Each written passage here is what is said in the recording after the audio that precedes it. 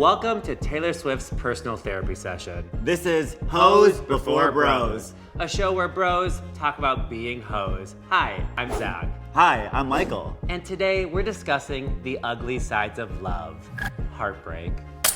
Michael, how many times would you say you've been broken up with? People don't break up with no. I've been broken up with like 4 times.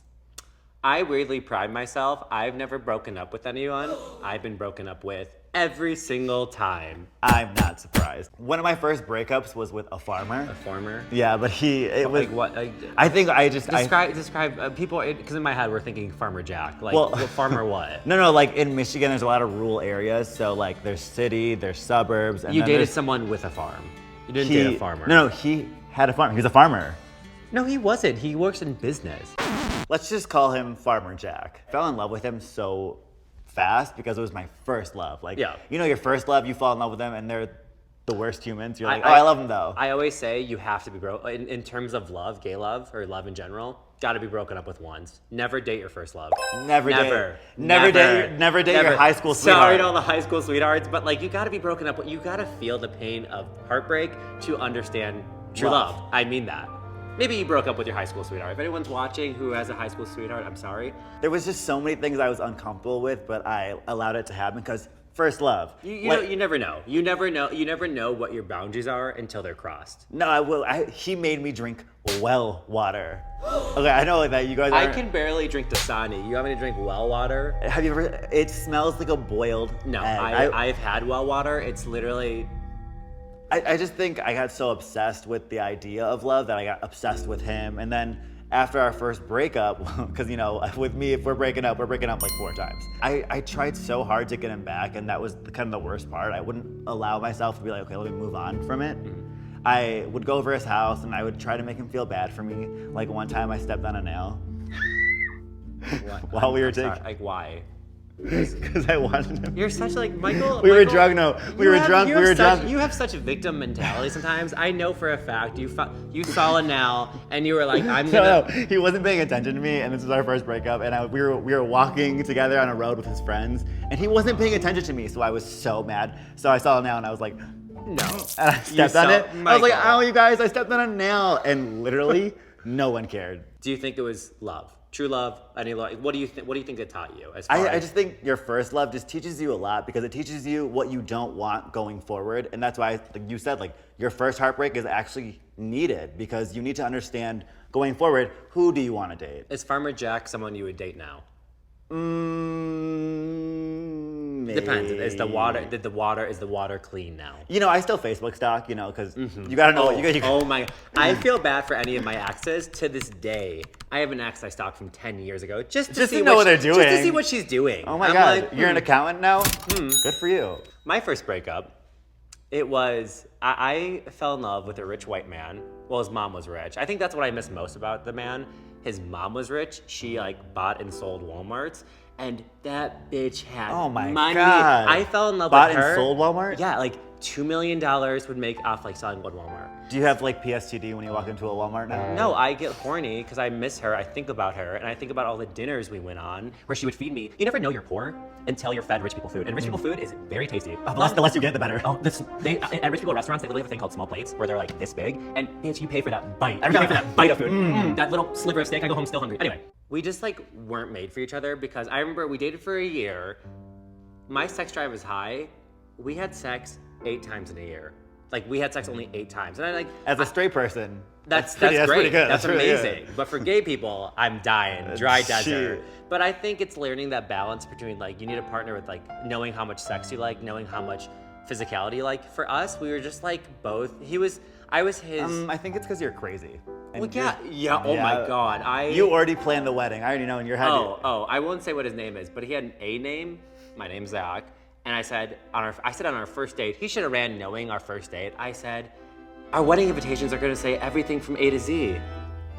And he was like, I mean, kind of good. I mean, that's good. I'm a marketing major at heart. I thought that was so romantic. I'm sure in his head he was like, cool. Run. He broke up with me on Valentine's Day. Damn. I went through his phone once, and he said to his friend, I went through his phone because I'm crazy, and it said, I want to break up with Zach. I don't know how. And I like... And you were like, no, this is a joke. So 2 weeks later, Valentine's Day, he breaks up with me. And for some reason, I was so fucking shocked. I was like, what? Like, this is coming out of nowhere. I was like so dramatic. I was determined to like make sure this guy pays for hurting me.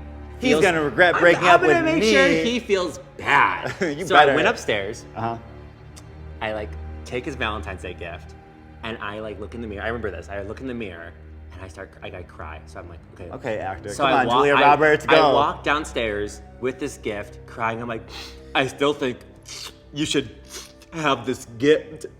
And he goes, oh, I don't know what was what. it? It was, okay, it was a picture of us kissing. It was underwear.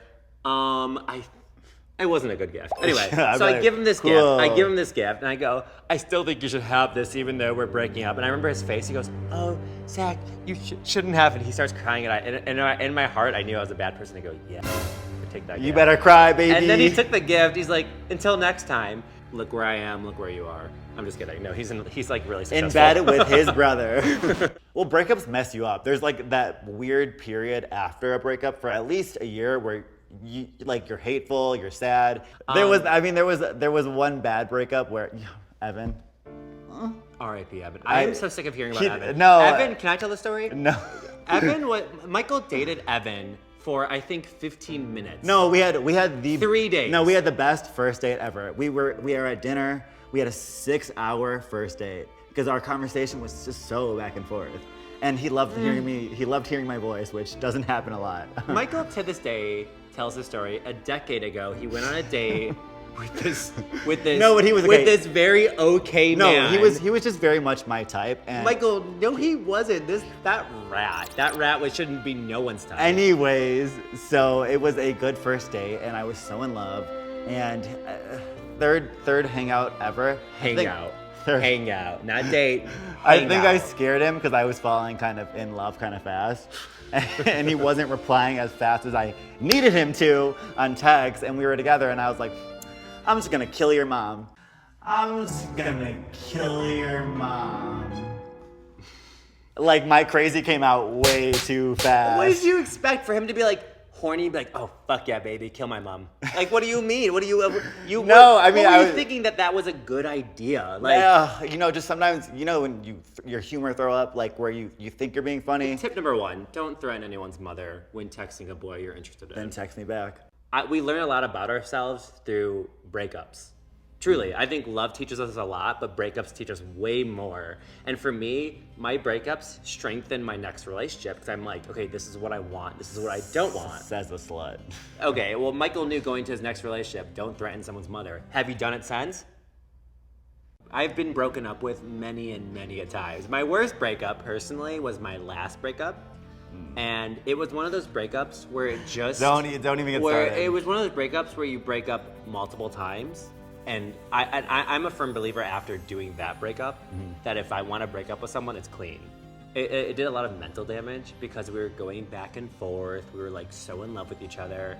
And it took me a year to like officially break up with someone. And that's what inspired, I'm going to casually plug this in, our second book, How to Be Fucking Happy. And ladies and gentlemen, the Taylor Swift of book writing. I feel like your last breakup made you more spiritual.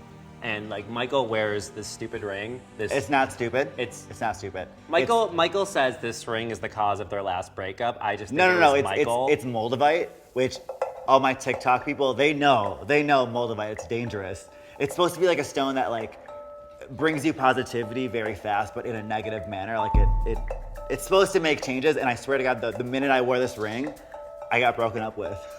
So don't blame yourselves. Blame the Moldavite. So what do you believe are things that lead to a breakup? I think it's sex. Like a big thing is sex drive, especially with queer love, is that a lot of us have a huge sex drive, but a lot of us don't. Like when I was first coming out, I actually thought I was asexual for a long time because I liked the idea of sex more than I liked having sex.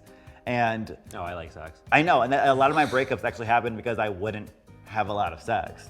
That balance between being turned on in and out of the bedroom is difficult to balance because when you first start dating someone, their quirks, like their weird snores or their weird laugh is so cute at first, and then like a month in, you're like, oh my God, they're so annoying. So it's like it's hard to like to keep that love kind of going. At first, my current partner, I loved that he was like a bitch from New York, and then after dating him for a year, he's just a bitch from New York. Okay. You know, I just think like it's key. The success of a relationship is dependent on the excitement of the relationship. I think you need to keep that excitement alive. You need to keep that Spice it up. Spice it up. Wear a robe to bed.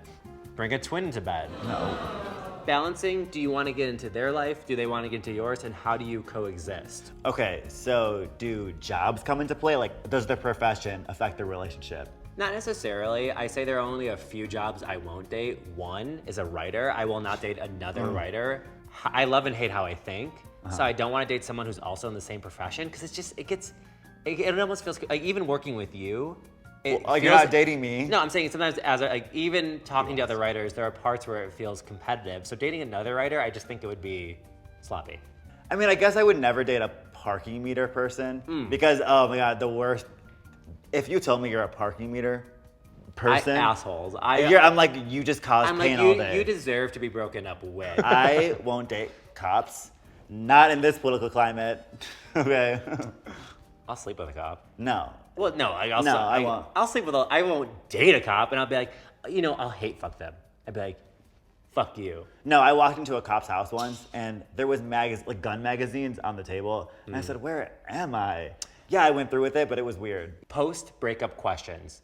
Do you block them on social media? Yes or no? Immediately. I've done so many stupid things where I didn't block first, and I got more sad, looking at my ex, have so much fun. You don't want to see them have fun. No, I don't want to see anything about them. When it comes to social media, block them. At least block them for the first month until you're ready to face, depending on how hard the breakup was. All my breakups are usually hard.